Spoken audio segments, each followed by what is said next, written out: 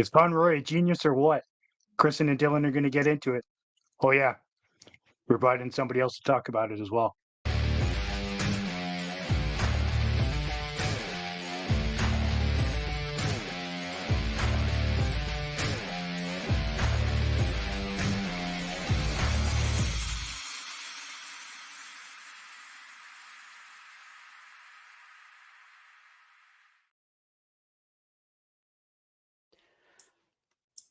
Well, Flames have been pretty hot coming out of the break. Decided to bring in our buddy Kurtis Pealo to talk about it.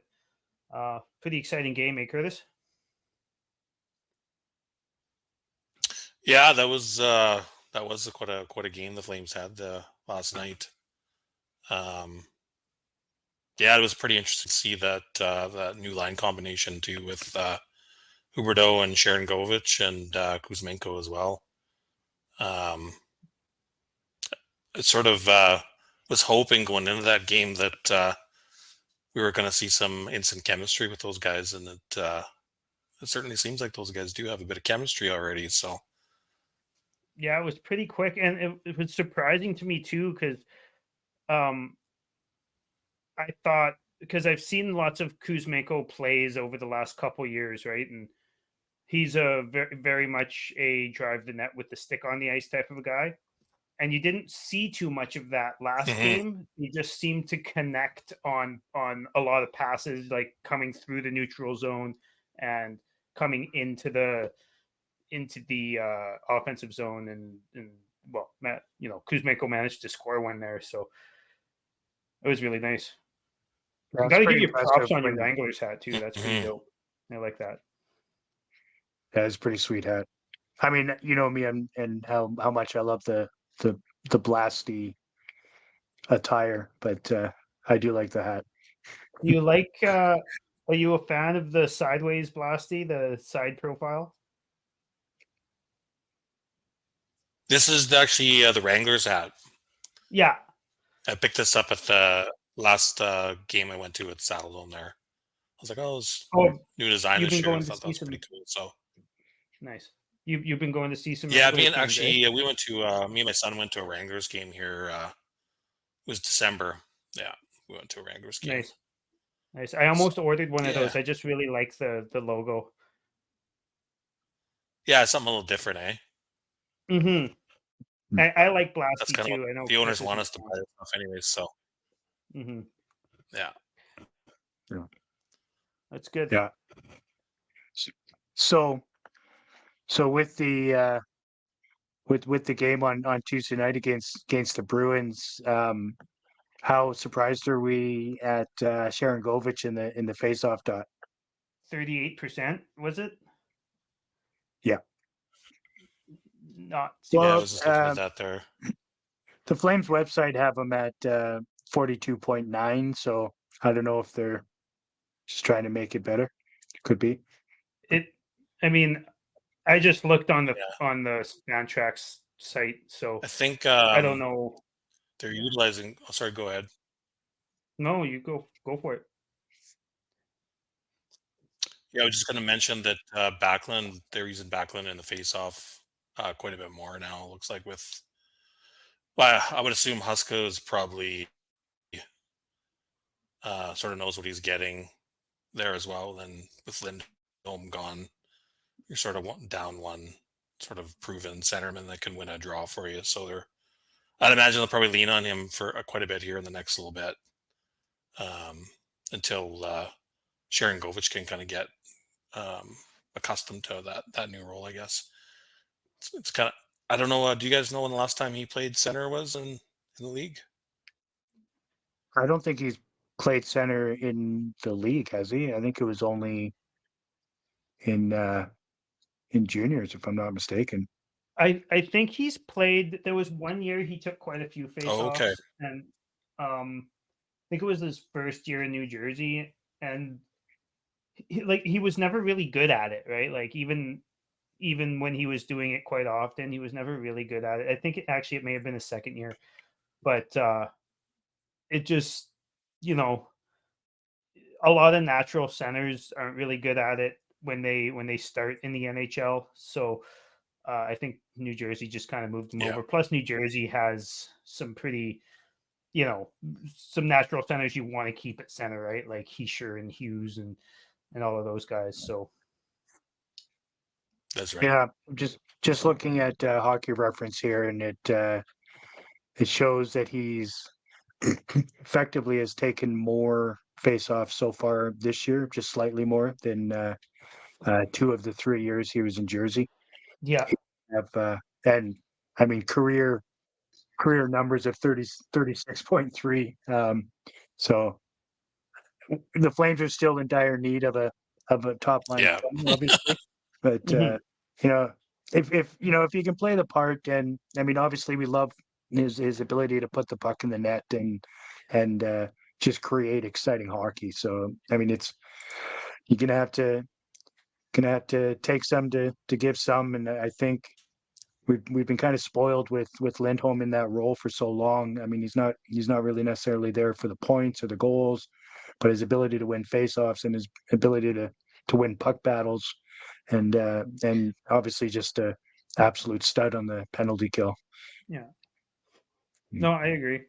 And Mhm. and like I've seen a lot of people getting, kind of shitting on Sharon Govich for not being a great defensive player or whatever, but I like and they've been doing the same thing with Huberdeau and Kuzmenko, which is fair because those two really haven't ever been great defensively. I think Huberdeau had one all Yeah. right defensive season, but Sharon Govich actually is a pretty good defensive player, and I mean, he also like he wins puck battles. The only thing he can't do is faceoffs. That's the only yeah, thing I've seen him not be able to do. yeah, you're not Mhm. picking up 8 shorthanded goals being shitty at defense, right? Yeah, Not saying he's stellar at it, but I wouldn't say that he's Yeah, that's necessarily right. bad at it. He's played in a different system in Jersey, where the forwards weren't really that much they weren't that key to their defensive game, right? yeah, More of a forward facing type system, where in Calgary, it's always been accountability for forwards coming back and getting involved in that play to play defense. So I mean, it took them a month and a half, 2 months to even kind of get started here, right? Which is understandable given completely new surrounding, new team, new line mates, new everything. So yeah, I think give it time, and he'll learn that style, or learn to be better at the defensive side of things. yeah, Yeah, Yeah. absolutely.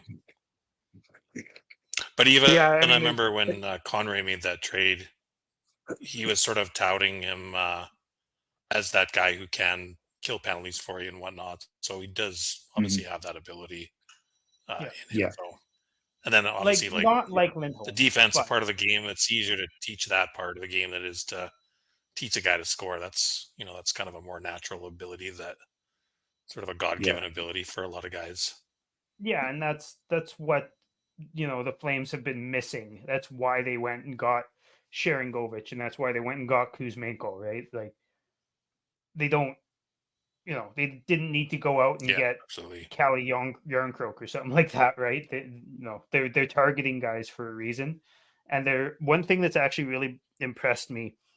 Both of those trades kind of show that Conroy is looking to the future, but also trying to stay competitive. Now, I'm more team rebuild than stay competitive, but Edwards Yeah. isn't out there, being super pumped on just getting all futures. So the fact that he's been able to what seems like, anyways, to me, grab, Kuzmenko, who's a 27 now 28-year-old forward who can score when given the chance, as well Mhm. as an almost blue chip level prospect and a first round pick and a fourth round pick and another prospect, right? Like, so he's kind of appeasing the people, not that he's trying to appease certain people, but he's managed to make those moves for the future and also for the present.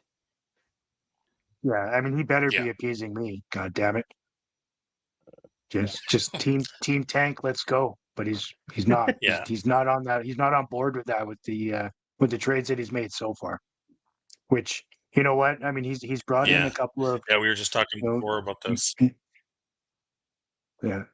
He's brought in a couple of I think guys you can move forward with your team even through a rebuild. I think give 3 years, and if Kuzmenko is still playing the way he started out, and the kind of the scorer that he is, then you can sign him to two-year deals or 3-year deals, and potentially, and just something to build towards.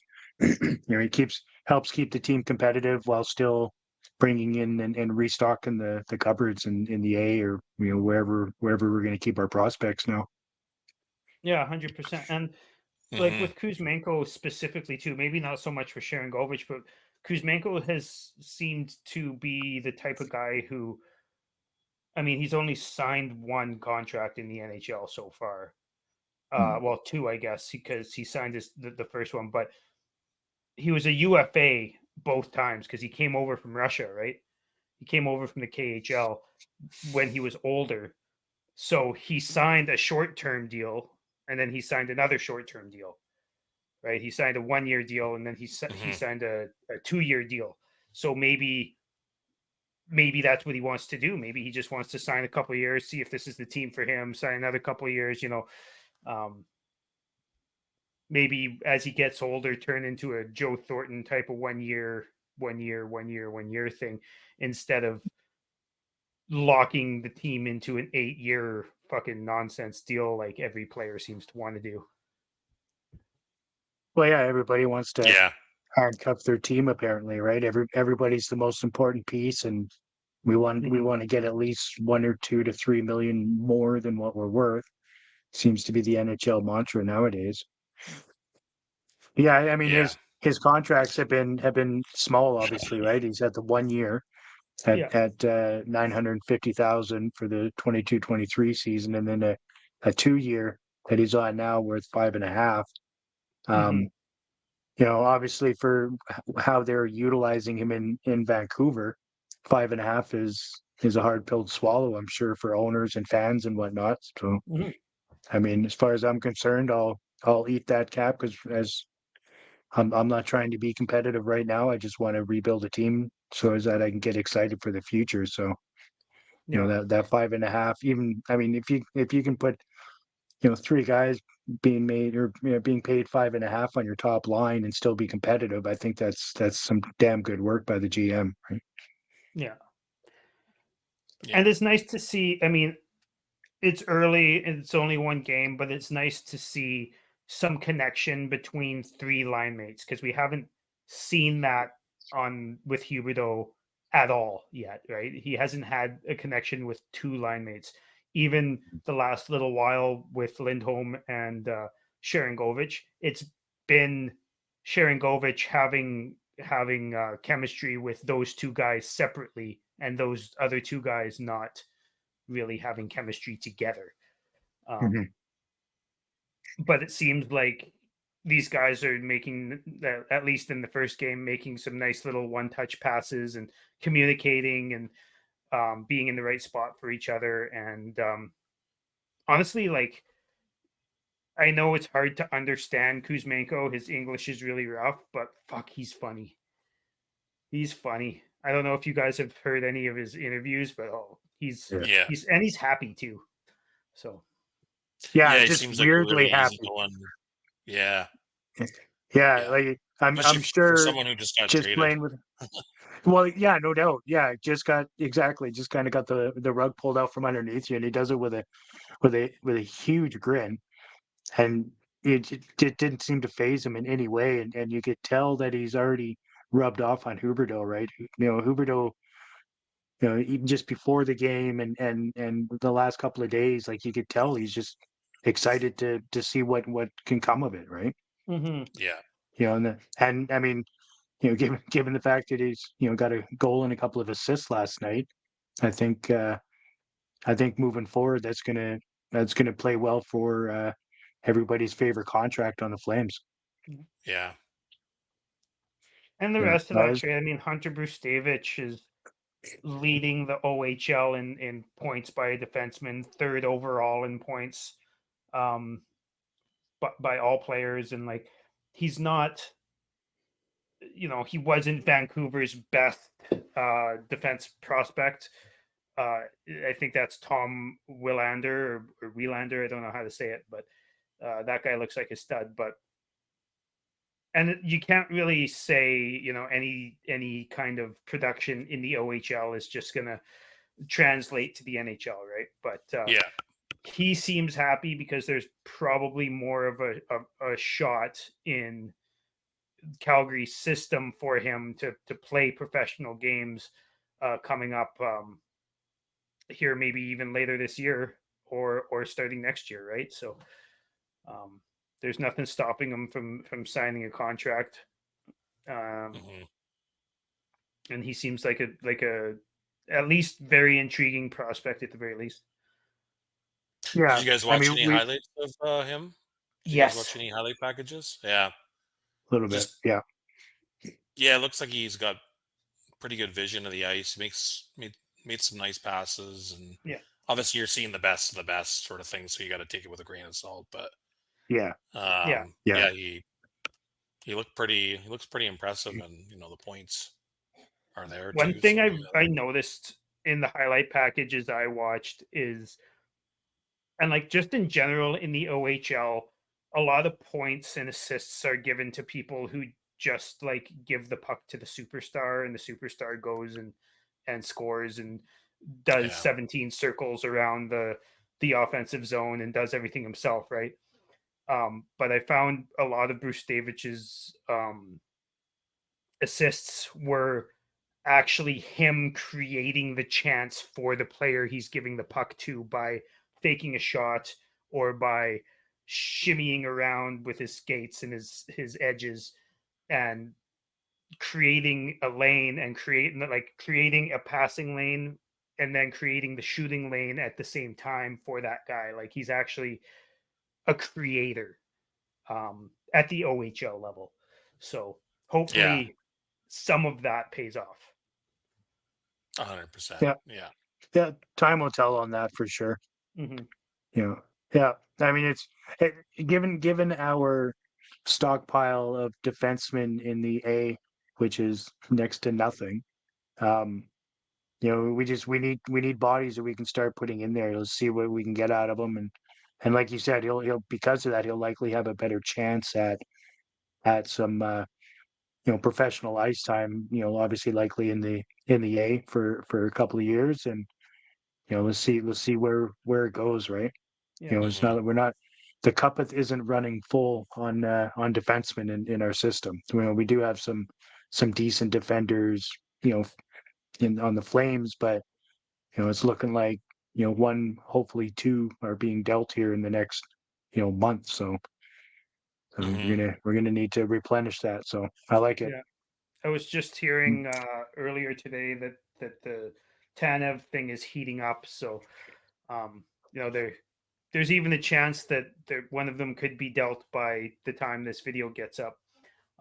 Just an interesting thing about Brustevich as well. Last point I'll make. A lot of people have been talking about the Adam Fox thing about you know young American players not wanting to play in Canada or whatever, but that was a very weird situation when it comes to Adam Fox, because he was in college, right? And college players can hold out and become free agents. yeah, First of all, it seems like Brustevich wants to sign in Calgary. But second of all, if he were to hold out, he would go back in the draft and then he couldn't hmm pick where he was going anyways, right? yeah, Whereas Fox was actually able to hold out and then pick where he was going. yeah. He But wanted to go to New York the entire Yeah. time. I yeah, think Carolina took a bit of a chance there, hoping that they could maybe sign him, but Yeah. it kind of blew up in their face a little bit too. So, but I think you're always better off drafting the best player, and then like that ended up benefiting our team because we ended up getting Lindholm and Hanifin in that deal. So Yeah. Mhm. At the end of the day, Yeah, that you was a want an pretty Adam good Fox trade playing for the for you, Flames. but yeah, we'll take the other guys too. They're pretty good players. So Yeah. Well, exactly. Yeah. Do you want an Adam Fox playing for you? Not if he doesn't want to be here, in my that's opinion, right? Like Yeah. And he's an amazing defenseman, but also I'll tell you one thing. It's really entertaining when he comes to Calgary. Mhm. Just as far as and it seems like the booing actually gets to him. I don't know if you guys have noticed that, but the booing gets to him and it makes me Mhm. laugh a lot. yeah, like 6 years later, Yeah. Yeah, people I think that's remember. amazing, right? Oh yeah. Yeah. And I think that whole, players don't want to sign in Canada thing is way overblown, in my opinion. It is. Have there been examples of it? Obviously, but I mean the league is big. It's been going on for many years, and I mean I don't think there's that many cases you can throw in there. Kadri came to mind there, but that was just because he had a thing against Calgary at the time, right? Yeah. And he's And I think Canadian, that for one God's too, sake. Kadri's thing, I think he just didn't want to leave Toronto at the time either. Yeah. He's a Yeah, He Toronto wanted to kid. stay in Toronto. Yeah. Yeah. yeah, And he was trying to use his trade protection to nix it so they wouldn't trade him, and then they kept on him about finding a place. So he was like, you know what? In second thought, I will go somewhere else.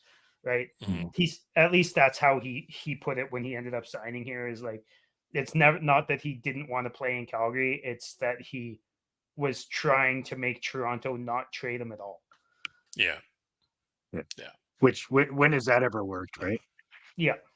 Like if the team comes to you and says, I want you to pick some teams, you should probably go ahead and pick some teams that you want to go to because you're going to go.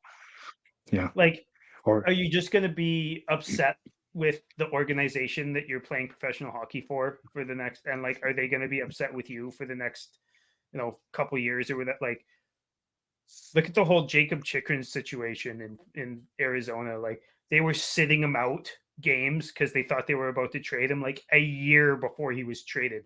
Like Yeah. that's fucking bullshit. Like, yeah, Yeah. that's not how you treat your players, right? no. Nor is it how you showcase your players to get them ready for a trade, right?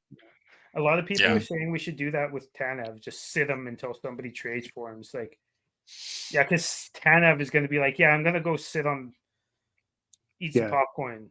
Yeah, that's one thing I've noticed about Tanev is he loves just being on the sidelines and watching, right? Yeah. He doesn't You know, like ice time or hockey games or yeah, anything like that.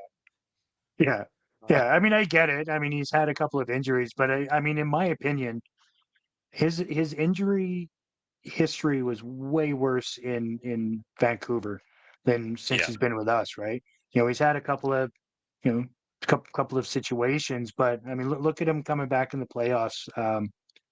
A couple of years ago. I mean that's just warrior stuff, right? It's Whereas, warrior stuff, but he also shouldn't have. He was like yeah, that, right? oh yeah, no, that 100%, was like right? Monahan style. Like, just now you need to go on IR, please. Like, go Yeah, fix yourself. Mhm. yeah, which he finally did, and it worked, right? I mean, I Mhm. think in Tanev's situation, I mean, I don't think, I mean, yeah, he was bad during that series as far as his ability to muck it up and be in the corners, but I don't think it affected him, through the off season and into the next season. No, he was You know, fine next I season. I also don't think that Tanner's been, actually healthy for a decade, right? No, He most just of he these just guys plays haven't. through whatever. Yeah, he just plays through whatever and moves on with his day. Like, listen to what Coleman Yeah. was saying at the beginning of this year. He's like, this is the first time since his first cup like 4 years ago that he's actually felt like proper, right? Mhm. Yeah. Yeah. Well, Sometimes I that's what a think full as a summer will be. fan, you don't see that. Yeah. The guys tend to not, bitch too much about I got this nagging injury kind of thing, and so you don't really hear about that, and then you kind of just think, oh, this guy is. You think he's being lazy, but Right. like in reality, like these guys are, dealing with probably some significant injuries you're just truly not aware of. You kind of Mhm. see not that I want to talk about Toronto all that much, but Matthews from last season to this year with his Right. wrist situation, like it's noticeable this year how much better he is. So Yeah, 100%. Yeah, And it was because he had surgery or whatever, and then it didn't heal properly, and then he kept playing on it, right? And yeah, I mean, his main talent is his shot. And what are you going to do with a broken wrist or a badly healed wrist? Probably not going to shoot the puck very well. That's for sure. yeah, yeah, yeah, exactly. 100%. He's a very one-dimensional player when it comes to that, right? He's there to score goals, and that's it. And so when you take account trying to play through an injury like that, yeah, it will affect your numbers and your play greatly. Looking for a super offer for Super Bowl 58? DraftKings Sportsbook has you covered. New customers can bet on the big game and turn $5 into 200 instantly in bonus bets. The 49ers are at minus 122 and the Chiefs are at plus 102 on the money line. Download the DraftKings Sportsbook app now and use code THPN. New customers can bet $5 to get 200 instantly in bonus bets. Only on DraftKings Sportsbook, an official sports betting partner of Super Bowl 58. With code THPN, the crown is yours. Gambling problem? Call 1-800-GAMBLER or visit www.1800gambler.net. In New York, call 8778-HOPE-NY or text HOPE-NY 467-369. In Connecticut, help is available for problem gambling. Call 888-789-7777 or visit ccpg.org. Please play responsibly. On behalf of Boot Hill Casino and Resort in Kansas, 21 plus, age varies by jurisdiction, void in Ontario. Bonus bets expire 168 hours after issuance. See dkng.com/football for eligibility and deposit restrictions, terms, and responsible gambling resources. Yeah, that's another warrior, Coleman. I mean, he's just one of those guys. He's like I've always thought of him like a Chris Russell, right? Not very big, just tough as nails. Will put you through a wall if you can, and yeah, he's the type of player I like to see in Calgary. I mean, he's made for Western style hockey. Not that that really is a thing anymore, but that's yeah, ultra competitive guy. 100%. And yeah. Like there's a reason that he won cups with Tampa. Like he was a big part. Not a superstar, but obviously like he was a big part of those cups. So Yeah. character guy too, right? Like yeah, and it's important, I think, too, if we do sort of get into this rebuild situation where we start bringing these younger players in, you still need to keep some of those kind of guys around, like the Backlunds and the Colemans, to sort of show 100%. the younger guys like this is how an NHL pro plays and how you act off the ice and how you train, and you come into camp in tip-top shape, and and so the young guys come in, they see the older guys, the guys who are they're mid-30s now, and when they're outperforming the younger guys are kind of like, oh, I better pick it up here. Yeah. Right. No, exactly. And I agree. I think in my dream scenario, we're able to trade Tanev as a rental to somebody for the playoffs for a decent return, and then sign him again in the summer to a year or 2-year deals, just so he can be around and train some of the young D-men coming in, and get guys like Gilbert up to speed and ready to go. And if we hang on to and sign Shillington again, he's going to need some more guidance and stuff like that. And what better player to learn that from than a defensive stud like Chris Tanev, right? Jeremy Mhm. Poirier, like that, Mhm. like even Yan Kuznetsov, like these kids, and like pretty much every kid that Tanev has ever played with, every young player that Tanev has ever played with, has become better. You stole my point. Like, I'm pretty sure you knew I was going to start talking about that, but I know he's probably going to get traded, but I wouldn't even mind if we just extended him. But he's probably going to get traded.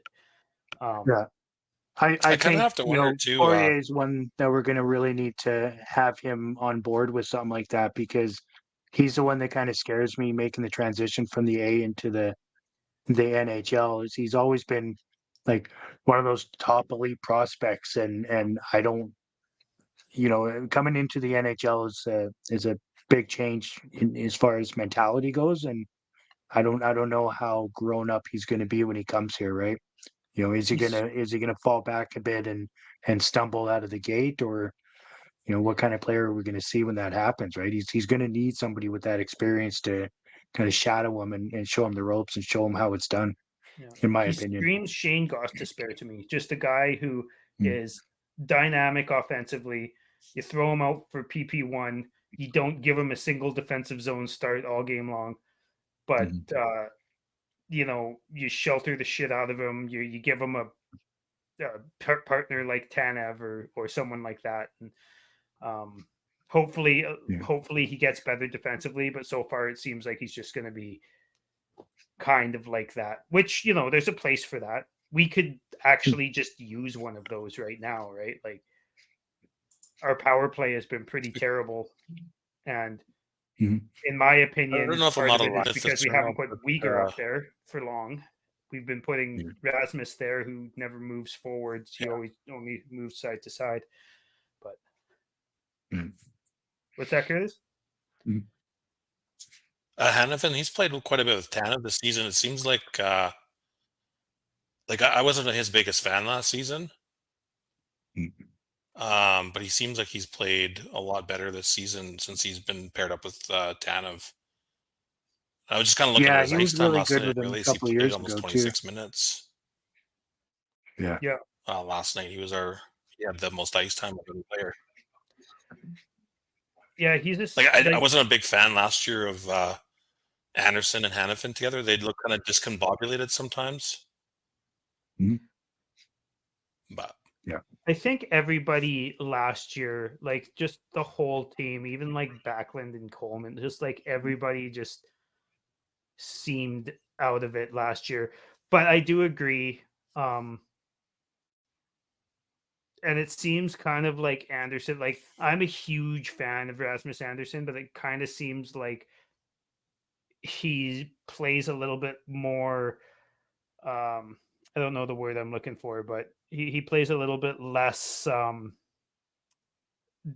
dangerous of a game, because I think that car wreck he had where he got hit on the scooter in Detroit last year, I think that rattled him, and he kind of hasn't really been the same since.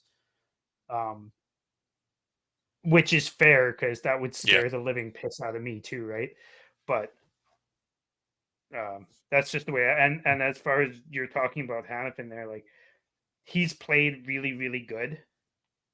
And what scares me the most, I don't he think seems it's like going a to different happen. player this year to me. Yeah, but I still don't think he's a $60 million over 8 years player, and he's already turned that down, right? So that scares the shit out of me that they want him to sign, and they might be willing to give him more than that. That's like, we don't need to hold on to him that badly, in my opinion. No, given He's the a year that fine he's player. had, he's the perfect candidate for a trade for a haul, right? Yeah. He's had that type of year where you have to capitalize on it now, or else you're just going to screw yourself in the long run. Paying him 8 years at 7-8 mil is a disaster, in my opinion. An absolute disaster. You don't sign contracts like that at the start of a retool. No. Like, you really don't. Like, he's I'm not saying he's old, but he's too old for that kind of contract for this situation right now. It's one thing if you were signing, like, if you see like if Zari was coming off of if his contract was coming off the books, and he wanted to stay long term, and he wasn't asking for too much. You could bet on something like that. But he's also 22, right? Yeah. So there's a time and place for long-term contracts during a retool, and I think a 28-year-old defenseman isn't that. No, exactly. You don't. Mhm. Yeah, this isn't the time to be paying defensemen until they're 35. Yeah. It really, unless you're Chris Tanev, which Hanifin is not. And He does have Yeah. good stretches where he's flashy and gets lots of points. He's never been super strong defensively, right? He's been a middle of the pack defensive in his entire career, in my opinion. But he does have those flashes of some good offensive sense and knows when to rush the play and can almost be your fourth forward on a rush. But he's a yeah, perfectly fine fourth defenseman, maybe fifth. He's a really good fifth defenseman. Yeah. Or sorry, he's a really good fourth defenseman and a pretty good third defenseman. Yeah, I had my numbers off there. Yeah, he's kind of he's a solid second pair guy, but you don't pay your second pair guy $7.5 million fucking dollars for 8 years. Yeah. That's it's kind of like that Zadorov thing where whenever he tried to go up and play second pairing minutes, he sort of gets exposed. He's a solid third pairing defenseman, 100%. But same thing with Hanifin. I think that's part of the thing. I think with Rasmus Anderson last year when they played together, they had him on the first pairing playing the hardest minutes, and I just don't think he's built for that. He can log a ton of minutes. I just don't think he thrives when he's playing against, other teams' top players all the time. But he can log he can eat minutes, right? But he just can't to me, he's great if you're putting him out all the way through. You can keep him on the ice the whole time the second, third, and fourth line of the other team is on. But when that first line comes on, put fucking Uyghur out there instead, please. Yeah, Uyghur's been a stud this year. I mean, he quietly goes about his business, doesn't garner a lot of attention from media, other teams, it appears. I really like how he's been going about his business this year. Mm-hmm. That's and having a better offensive season than he had last year. Yeah, absolutely. I mean, clearly he was the target in that Tkachuk trade. It wasn't Huberdeau at all. It was Uyghur.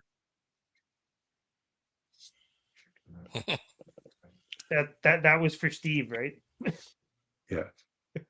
Your buddy Steve was saying that when that trade came down, he's like, I don't even care that Huberdeau's coming over. It's Uyghur that I want. We're all like, yeah, Uyghur's good, but pretty sure the guy who's at that time bona fide superstar was the target. Yeah. Right. Hopefully he comes back to that. Yeah, it would be nice to see him even get back to a 70-point pace or something. I'm just curious if you guys are seeing this too with Huberdeau. Does it seem like the last 10 or 15 games he's a little bit harder to get knocked off the puck? Seems to be fighting for pucks a little bit more. He sort of had that Johnny Gaudreau thing where a guy would just touch him and he'd lose the puck. Yeah. It seems like he's a little more solid on the puck lately. And then that play he made last night where he pickpocketed the defenseman and made that nice shot top corner. It's beautiful shot too. This guy might be coming around here. Yeah, that whole sequence in the corner, and that whole sequence on that goal that he scored last night, where he's digging in the corner, he's aggressive, and that whole forecheck and aggressiveness is something that we're not used to seeing. If Yeah, that's that was what impressive. I Huberdeau was looks like like, moving this is forward, not the then same. yeah. It's funny you pointed out 10 to 15 games because I believe he's got 13 points in his last 13 games, and that's like right smack in the middle of what you've been talking about there. So Yeah. go figure that when you become more engaged, your production. Although I'll give him credit, like I think he's been engaged a lot of the time and has not had the production. I don't think he's a lazy player. Maybe he's had a couple of lazy moments, but I don't think he's ever really been lazy. Not he's not floating around like James Neal. I think he just was legitimately having a really tough time, right? Yeah. Yeah, he's in his own Yeah. head. Yeah, Yeah. He's bad for that. You can tell. Even just watching him on the bench, he's generally, well, at least leading up until like a month ago, he's off to the side. He's the far guy on the bench by himself, kind of hunched over, shaking his head, and you can tell that he's just giving himself shit, and that doesn't help production. Like you're not going to get out of your funk with that kind of mentality. no. Yeah, Mhm. not. I'm sure he knows that too. But I mean, I understand. I play sports as well, and you get into a funk, and you're your own worst enemy when you start getting into your own brain, calling yourself this, that, and the other, and I mean, it makes you potentially try harder, but it certainly doesn't garner better results. No, So no. I wanted to talk about Conroy with you guys for a bit because when he was first given the role of full-time GM, personally, I was really worried. Always willing to give it a shot, but I was, you know, really worried because I thought he was going to be kind of a pushover. I didn't think he was going to be cutthroat enough to call, call this is it. This is our deadline, and if you're not signed or if you're not whatever by this time, then I'm trading you. I don't care if you're my buddy. I don't care. Like I figured it was going to be buddy, buddy, buddy, buddy. Everything's buddy, buddy, because it's Conroy, right? I was really worried about that, but in my opinion, he's proven me wrong so far. It's very early. Usually, you can't really judge a GM, until the first couple of years at least have gone by. But I think he started to prove me wrong, and I've really been impressed with his moves so far and his ability to draw a deadline and use it. What do you guys think? Go for it. Yeah, no.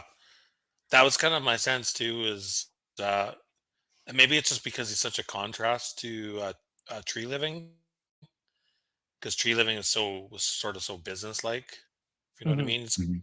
always got that poker face on. Doesn't smile too much, and all the interviews he's very, like I said, to the point, business-like sort of thing. But Land. uh, yeah, and then I was a little bit worried too because through that whole joining Gaudreau thing, Conroy just seems so convinced that Gaudreau was going to sign with the team. So that kind of had me a little bit worried too. Him coming in as GM was like, he made, like, to your point, I think maybe it felt like he was a little bit too buddy buddy with the players. But yeah, I think he does. At the end of the day, he's obviously been in this business his whole life, and he understands the business and stuff. So Mhm. far, promising for sure. Yeah, Yeah. it's promising for sure. I think he's done really good on the three trades that he's pulled off so far. Even signing Pospisil to that $1 million dollar contract We times should talk about two, that wasn't too. it? 2 year, 1 mil.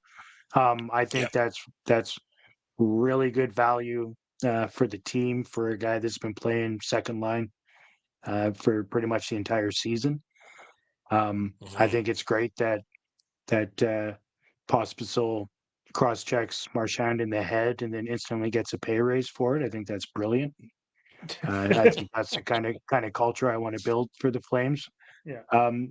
But I'm gonna still hold off on my full judgment on Craig until I see some signings, some UFA signings and extensions and things like that. So far, he's done a really good job on the 3 trades. I give him a ton of credit. You know, anybody that has expressed any sort of interest on being traded away, he's done it swiftly, and he's done. He's got pretty good return. Fair market. I wasn't super pumped with the return we got for Zadorov, but it was mostly because the year of which those picks were coming back. But you know what? If he doesn't want to be on the team, then he's gone, and that's fine. He obviously he's looking like a golden child with the Toffoli trade so far. We traded away our one of our top line wingers for another guy that's now on the top line, and quite frankly, way more exciting to watch. And I would rather build my new team around guys like that, anyways. So yeah, I mean, I'll give him the credit because I was just like you, Dylan. As you know, I was worried that he's always had this super fun guy, buddies with everybody type type Attitude. attitude and history over the years as a player and even as a assistant GM and all that fun stuff. So I think he's done well so far. I think we'll wait until this time next year to see what it's truly looking like moving forward. Yeah.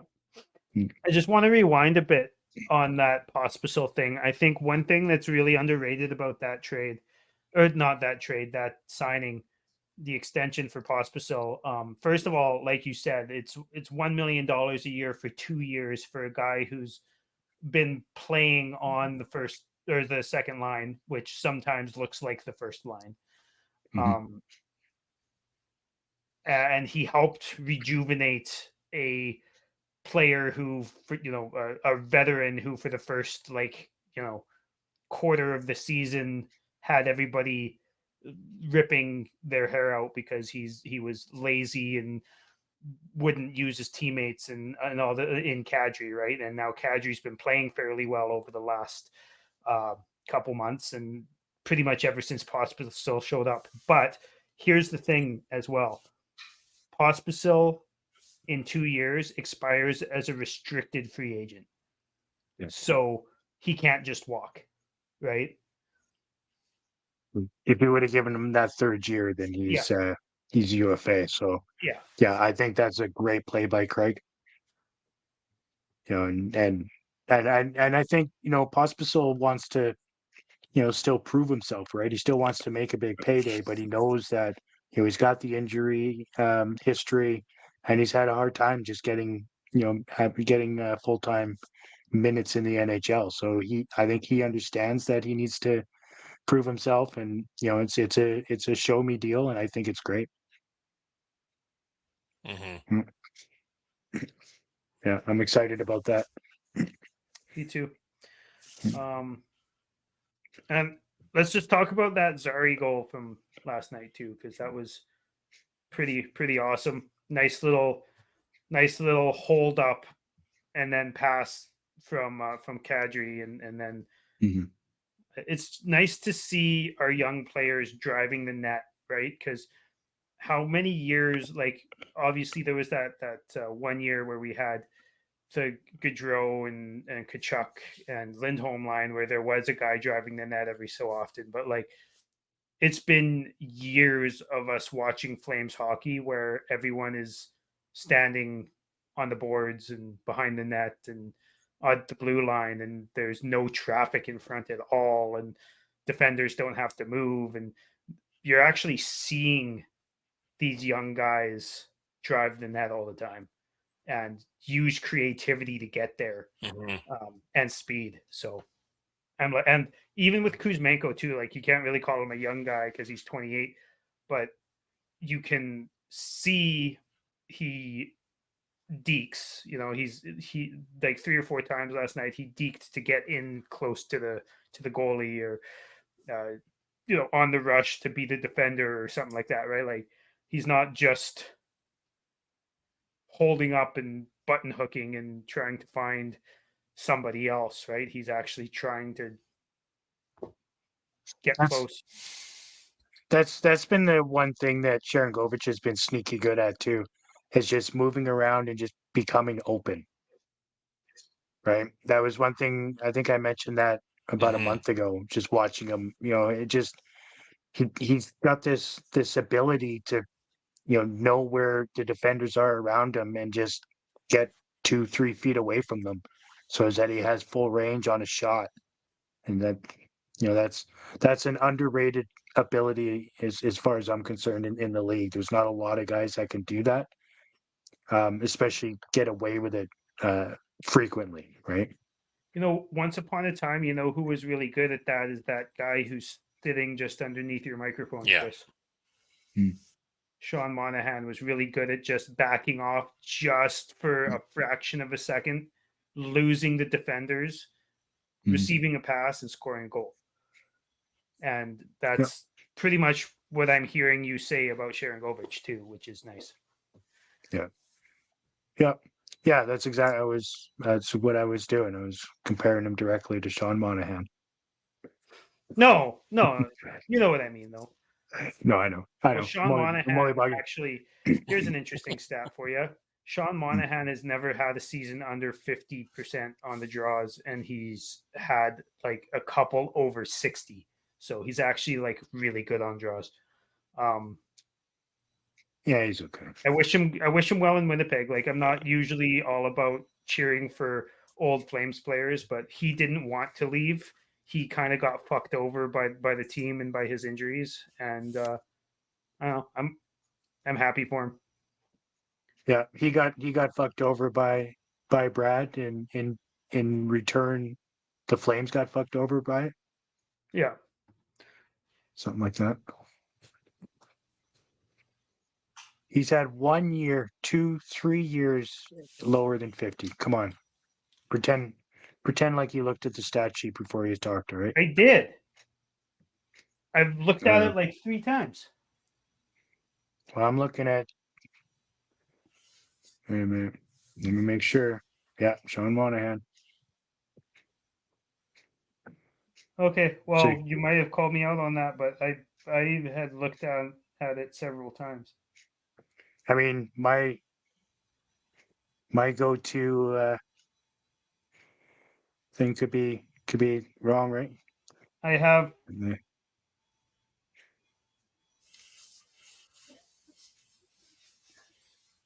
I can't. You got 45.9, 45. Sorry, 45.9, 49.6, and 49. Oh, you know why? Is because the site I'm looking at starts at 2017, which is Fox Sports.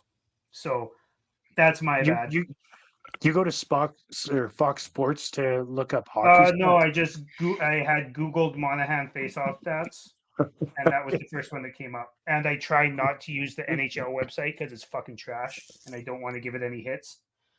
Fair enough. But still, since 2017, he's only had one season, that 49. Yeah, 50, 51.1, 52, 49, 53, 55, 60, 55. Like, he's actually really good on the faceoffs. Now, I just want to make it clear that I didn't go there to show Monahan stats. I just knew that there was a couple of years that he was just slightly under 50 and wanted to call you out. Oh, no, fair enough. Please do, man. Sometimes I read things wrong. It's all good. Well, should we leave it there? Just me calling you out and signing off? Let's do it. Well, happy to have you on, Kurtis. We'll have to do this again sometime. Yeah, thanks for coming on. It's been fun. And it's been nice to actually have some positive shit to talk about for once. The future is bright. Yeah, my internet's kind of fading on me here. It seems like that's why I'm kind of silent here for the last few minutes, but no, it was good, guys. Yeah, I really appreciate you guys having me on. Yeah, it was a fun show. No All right, worries. everybody. Make sure you like the show, share it with your friends. Follow us on Facebook. We're on X at ArmChair GM_pod. Let's continue with the rebuild. As always, go Flames. Go Flames.